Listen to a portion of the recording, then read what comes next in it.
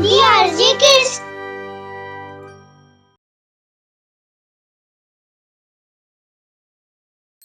गोष्ट बाबाचा ढाबा. अरे पंडितजी नमस्कार. नमस्कार यजमान. बोला, आपली काय सेवा करू? पंडितजी, मी खूप दिवसापासून चिंतित आहे.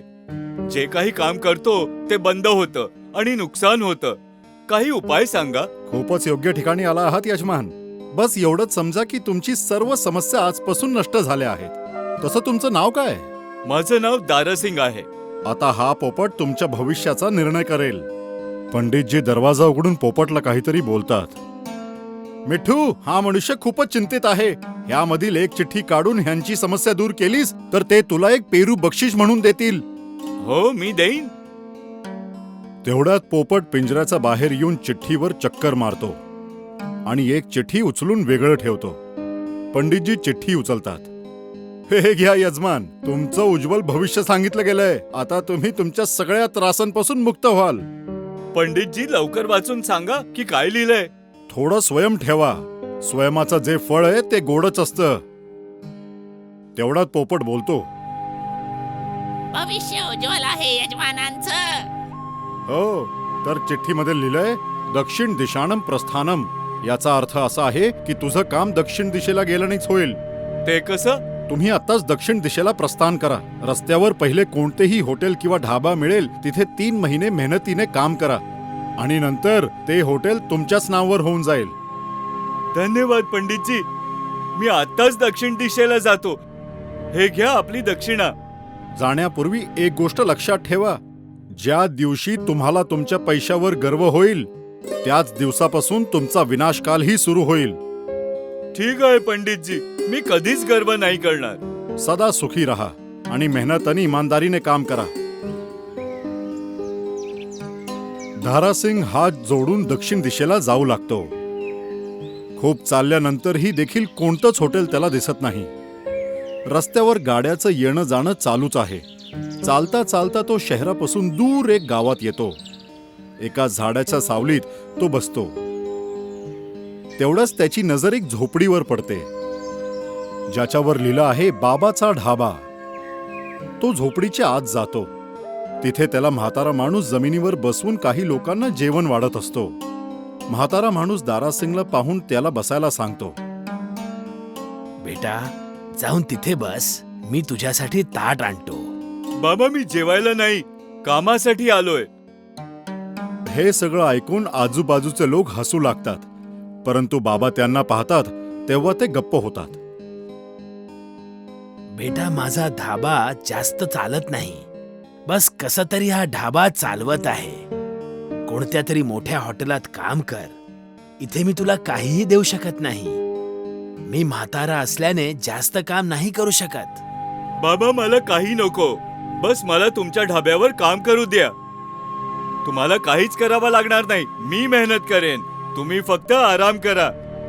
ठीक आहे बेटा, तुझी जर हीच इच्छा असेल ना तर उद्यापासून येत जा.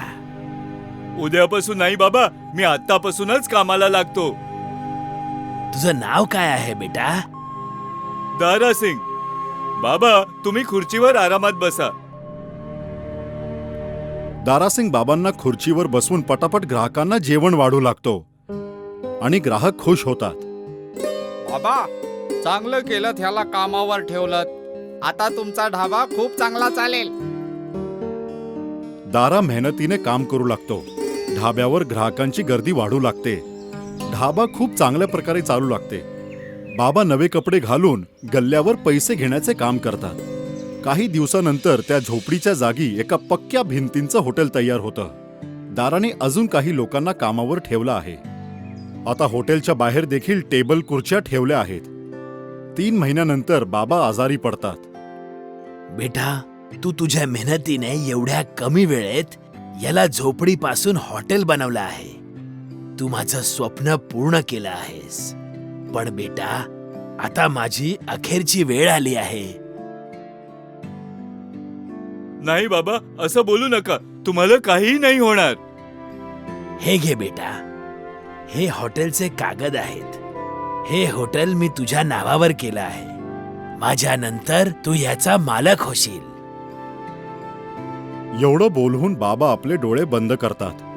काही दिवसानंतर बाबांच्या हॉटेल काउंटरवर त्यांच्या फोटोवर हार घातलेला दिसून येतो.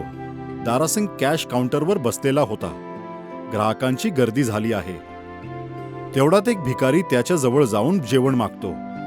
मालक, काही जेवायला द्या.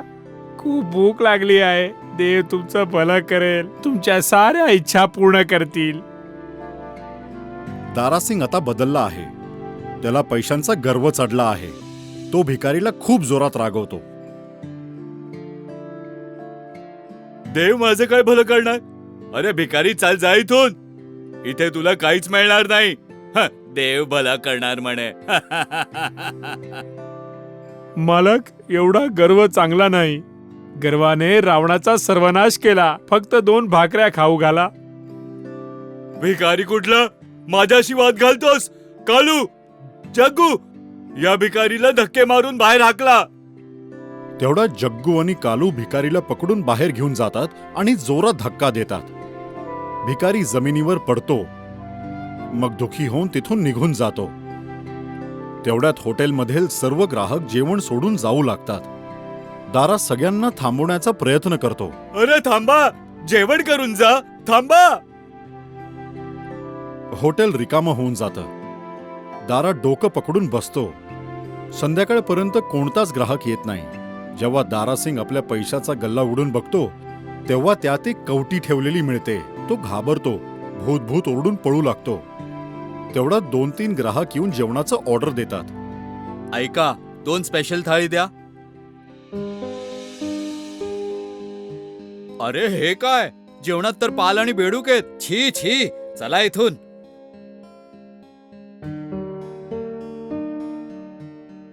अरे भावांनो, थांबा थांबा, ऐका.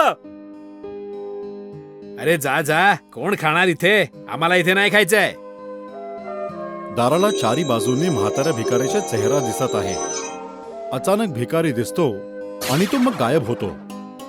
दाराला खूप भीती वाटू लागली. काही दिवसानंतर हॉटेलला कुलूप लावलेलं जातं. बाबाचा ढाबाचा बोर्ड एक बाजूनी झुकतो. दारा बर्बाद झाला आहे. मग त्याला एक दिवस पंडितची आठवण येते आणि तो पंडितजीकडे जातो आणि मग तो त्यांना पूर्ण गोष्ट सांगतो. यजमान, मी तुम्हाला आधीच सांगितलं होतं, ज्या दिवशी गर्व कराल त्याच दिवशी तुमचा धंदा बंद होईल. माझ्याकडून खूप मोठी चूक झाली.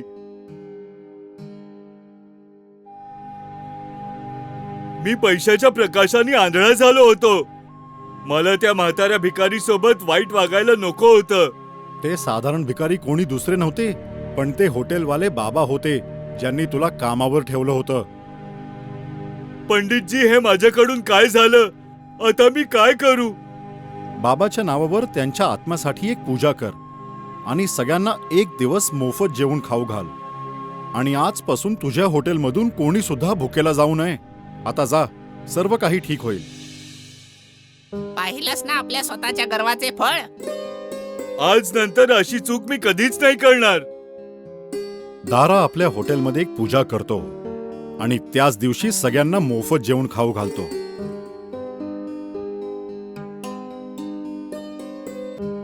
त्या भिकारीला देखील जेवण खाऊ घालतो. तो बाबाच्या फोटोला हात जोडून क्षमा मागतो. बाबा, मला माफ करा. मी तुमच्या आत्म्याला त्रास दिला आहे. मी अशी चूक कधीच करणार नाही. आजपासून या हॉटेलमधून कोणी गरीब उपाशी नाही जाणार. मी वचन देतो तुम्हाला. त्यानंतर बाबांचं हॉटेल पहिल्यासारखं चालू लागतं. लोकांचं येणं जाणं चालूच राहील. लोक जेवत आहेत. दारा गल्ल्यावर बसला आहे आणि लोकांना बोलतो. भावांनो, कितीही पैसा कमवा, परंतु आयुष्यात कधीही गर्व करू नका.